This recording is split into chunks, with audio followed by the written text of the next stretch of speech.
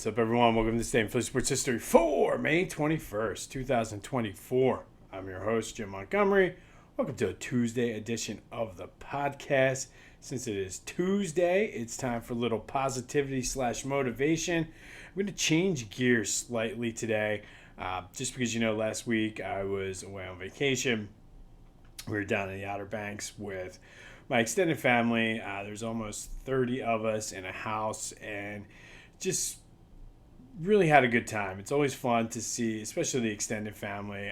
When I was growing up, it was always for holidays and everything. We'd all get together. So now that we all have kids and whatnot, it's all good and fun to do that. But a lot of people don't have that. So my ask of you today and for this week is to, no matter what your situation is, whether you have an extended family, a small family, you don't have any family but have a good close-knit group of friends, just reach out, call them, say hello, see how they are, because you never know. Life is way too short. So just appreciate what you got. And if you know someone who maybe isn't as close to their family or doesn't really have what you have, or they're kind of by themselves, reach out to them, just check in, make sure they're okay.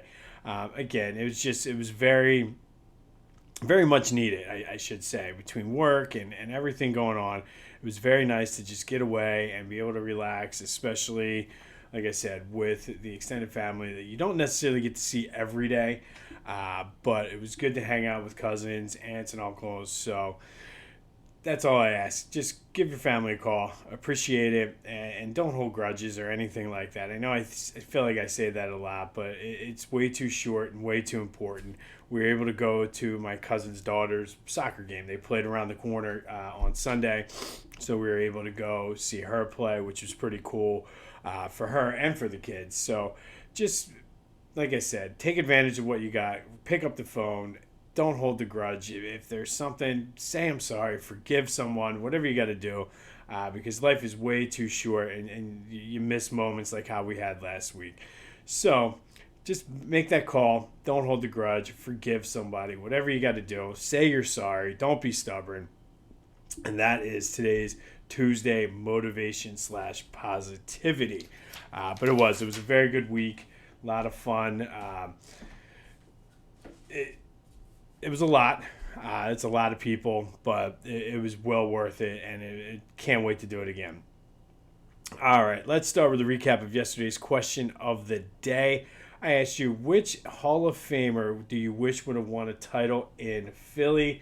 And with 56% of the vote, it is AI. Everybody thought AI should have been the one to win the title. The other votes were pretty evenly spread between Lindros, Barkley, and B. Dawkins. But I think based on most of the comments and most of the feedback about AI was just because about his play on the court. Like, he gave so much that he certainly should have won and would have deserved it. And it would have been cool to see him. And I agree. I think Brian Dawkins maybe at a parade or something and giving a speech would have been cool. But just the whole experience with AI and having him being able to win would have been cool. But as always, thank you for participating in the question of the day. There will be another one later in the show. Be sure to check me out on social media, Jimbo_Mont, Twitter and TikTok, at Philly Jimbo on Instagram. Subscribe to the YouTube channel, Jimbo_Mont. Let's grow this thing. And wherever you're listening or watching this, hit the like button. All of that stuff adds into the algorithm. I'm starting to see this pop up more into other people's feeds, and I'm hearing from other people that it's popping up in their feeds. So just hit that subscribe button. Every little bit that you can do will help. If you're interested in any information and tickets for the Philadelphia Sports Hall of Fame, the information is in the description. As I mentioned, if you have a business or something that you would like to be a sponsor or have something to donate for the silent auction, hit me up for that as well. Quick housekeeping. The nickname tournament still is tentatively scheduled for June 24th and running through July 25th. Should be a good time. Still working out the details, but it looks like we're going to have 2 matchups per day for that time until we get to the championship. But it should be a lot of fun. Last year's Lovable Loser tournament was a lot of fun, so hopefully we can carry that momentum. But the only way to be involved is to participate. So you guys have been doing a great job. But again, if you're not one that usually participates, going to be looking to you here in a few weeks.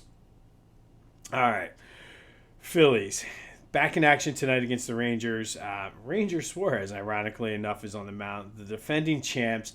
And a lot has been made, I've noticed, over the past couple days on social media and just hearing people talk that, yeah, the Phillies are good. They're 20 games over 500. They have a 4-game lead on the Braves. But their schedule has been relatively soft. And that is true. And this is one of those things, if it was any other sport like football, absolutely. But baseball is a different beast because it's such a long season and people play hot and cold at different parts of the year. And yeah, right now the teams they've played, their records are not very, very good. But what do you want them to do? And I feel the people that are complaining that they're 20 games under 500 playing a weak schedule as of right now to this point are the same ones that, had they been losing, would be the ones bitching that they are not 20 games under 5 or over 500. So it's kind of one of those things. You can't win, but I feel as though they're doing exactly what they should do because it's not like they're winning one specific way. They're winning multiple different ways, whether it's come from behind, walking off, dominant pitching, dominant offense, combination of the two, scrapping, whatever they got to do, they're winning. So this is what they should be. So as of right now, I'm not concerned about the schedule and things like that because we know where we were the past 2 years, and it certainly wasn't here. So I think pump the brakes a little bit and just enjoy it because this is what they should be doing. And I think if they were not doing this, then there would be cause for concern. But the fact that this is where they are, just stop finding reasons to nitpick. I mean, yes, this is going to be a big test. I mean, the Rangers are, I think, 500 or somewhere around there right now, but they're the defending champs. So it should be a good test, and I've been saying this is a good measuring stick. I expect the Phillies to take 2 out of 3, though. Plus, it's a Dallas team, so Dallas sucks. But like I said, I think everybody just needs to pump and just enjoy it and understand that if it was not like this, then we'd have an issue. They're doing exactly what they should be. So looking forward to tonight's game. It's kind of weird not having a Phillies game last night. I know they get days off, but it's just I feel like they've been playing nonstop there for a while. But big test for them tonight, but we got the guy to do it. Ranger Suarez on the mound.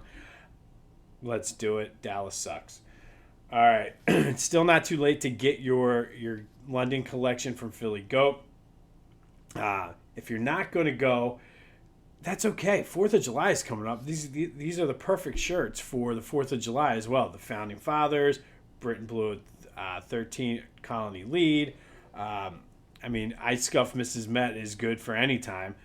So go to phillygoat.com. Use the promo code Jim Montgomery for 10% off your order. That's phillygoat.com. Promo code Jim Montgomery for 10% off your order. And while you're there, get your Flyers gear. I'm telling you, Flyers gear, get it early. Jump in on the ground floor. If you missed last season, that's fine. There's still room because we have some Flyers news. The rumors are starting to heat up that Matt V. Michkov is close to terminating his KHL contract. And I'm not really sure or understand how it works over there. But essentially what I was able to gather is it's up to him and his agent to decide whether or not they want to terminate the contract. The Flyers are not allowed to be involved. But all signs were starting to point that he's ready to come over. And I think one of the sticking points I saw, which was bizarre, was that he doesn't want to come over, or somehow him coming over and not playing on the Flyers, starting off at like Lehigh Valley or something. And I'm like, No, they're going to get him into the lineup as soon as possible. So we just wait. We did say, I think before sometime in June they were expecting an announcement, but could be coming soon. So don't hesitate to get your Flyers gear from Philly Goat either. They have a ton of collections over there for the Flyers as well. All right, Eagles started OTAs yesterday. I think they're off today, and then they're back at it Wednesday and Thursday. Won't really know much until Wednesday. That's when the first practice session is open to the media. But going into this is the biggest OTA so far of Nick Sirianni's tenure here. And I'm anxious to see where the new guys fit in, the rookies, how the secondary rotation goes. How does Jordan Davis look? And again, people make big deals out of everything, but it looked like his pictures from the autism challenge, he looked like he slimmed down. So hopefully that is a sign of he's ready to come in and wreck some shop, which they're going to need him to. But as soon as I get some updates, we'll kind of break down and talk about what's happening at Eagles OTA. But I think it's the biggest OTA of Nick Sirianni's career. But we shall see come Wednesday. All right, today we're going to go back to 1996. And on this day in 1996, the Phillies beat the Padres 5-4. Terry Mulholland hit a solo shot in the second that went 407 feet. Not a big deal usually for a pitcher to hit a home run. But in this case, if you look at Terry Mulholland's career stats, 69 hits in 619 at-bats for a 111 batting average. It was actually his second home run, but he entered the game with the third lowest batting average of anyone in Major League Baseball history with a minimum of 400 at-bats. After the game, he said, well, most power guys don't hit for a good average. So he was a good sport about it. Pete Incaviglia also added a home run that day for the Phillies, but it was all about Terry Mulholland hitting a 407-foot shot, his second of his career, but he's a career 111 hitter. And taking a deeper dive into Terry Mulholland, he had a very solid career. Basically, the definition of a journeyman. He went around and played for probably 10 teams. However, most of I shouldn't say most, because out of 20 years, he played 6 years in Philly, but that was the longest stop he had. And, I mean, he was very solid for the Phillies. 62-57 with a 3.81 ERA, 9 shutouts, 38 complete games, 507 strikeouts. Did make the All-Star team in 1993. Everybody talks about Curt Schilling and his sort of breakout in the postseason that year in 1993, but Terry Mulholland was the horse on that staff during the regular season. And the one thing I always remember about Terry Mulholland is being an innings eater. You just go out there. It didn't matter if he gave up 6 runs in the first inning. He was going to go give you 7 more, or at least 6 more innings. He did pitch a no-hitter in 1990, but just a solid dude. And like I said, I feel he was the anchor of that staff during the regular season. Yet Curt Schilling absolutely came up big in the postseason, but that was Mulholland's rotation. In fact, I think if I remember correctly, he started opening day, but that 1996 team was terrible. After this win against the Padres, they were above 500, but it was short-lived, as by June 1st, they were under 500 en route to a 67-95 record. But it was Terry Mulholland with a 470-foot shot to help give the Phillies a 5-4 win over the Padres on this day back in 1996. Pete Incaviglia, another member of the 93 team, also had a home run for the Phils, which leads me to the question of the day. Who is your favorite 1993 Philly? Is it Darren Daulton, John Kruk, Lenny Dykstra, Dave Hollins, or is it someone else? Is it Pete Incaviglia? Let me know. 267-495-8531. Get you in on the Back to the Future voice and text line. Who's your favorite 93 Philly? Dutch, Kruk, Dykstra, Hollins, or someone else? let me know on the Back to the Future voice and text line. Send a text, send a voicemail, 267-495-8531, get you in. All right, finally today, sticking with the 1993 Phillies theme. It is a family affair, and today's spotlight is Juan Bell, shortstop. Now, Juan Bell, I didn't realize this, only played a total of 70 games in Philly. He was traded from the Orioles in August of 92 and was released by July of 93. But in 93, he was he started off, I think, he was the opening day shortstop. And then they had a platoon there. I believe Mariano Duncan played some short. Kim Batiste played some short. And Juan Bell. But he, as good as he was, he reminds me a lot of Johan Rojas, although Rojas's bat has been coming around. Juan Bell was a great fielder, a horrible hitter. And early in that season, despite the fact that you're hearing a lot about it now because of the start the Phillies are on, that it was one of the best starts in franchise history, but shortstop was a major glaring weakness for that team.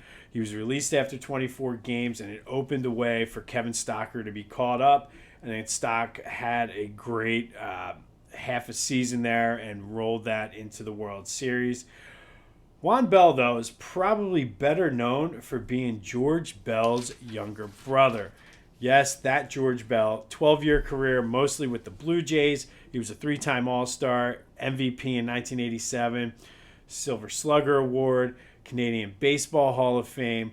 And, I mean, if there was a poster child for the Philadelphia team having the wrong brother, it probably is this, because there was such a disparity between George and Juan. There was another brother, Rolando, who played in the Dodgers system, but it's a family affair spotlight. Juan Bell, shortstop for the Phillies, like I said, I didn't realize he only played 70 games for the Phillies, but I do remember it was a major weakness for that team, but it did open the way after he was released for Kevin Stocker to come in and get hot. All right, it was a 93 Phillies themed day today. Be sure to answer the question of the day. Who is your favorite 93 Phil? Dalton, Kruk, Dykstra, Hollins, or someone else? On this day in 1996, the Phillies beat the Padres. Terry Mulholland with a 407-foot shot, the second of his career. Not known so much for his hitting. Pete Incaviglia, also a member of that 93 team, went deep as well. Is this the week that Michkov comes over? Let's hope. We'll have you an update on Eagles OTA. Remember, pick up the phone, forgive somebody in your family, give forgiveness to somebody in your family. Life's too short. You're missing out on so much, and that is today's Tuesday motivation. Phillies Rangers tonight. Phillies might have a little bit of a test. I think they're prepared for it. Let me know your thoughts, too, on the schedule. Am I underselling the fact that the schedule has been so weak? Let me know that and your favorite 93 Philly. 267-495-8531. Send a text. Leave a voicemail. Whatever you got to do. All right. This has been This Day in Philly Sports History for May 21st, 2024. I'm Jim Montgomery. Go have yourselves a Tuesday. And until next time, I'll see you when I see you.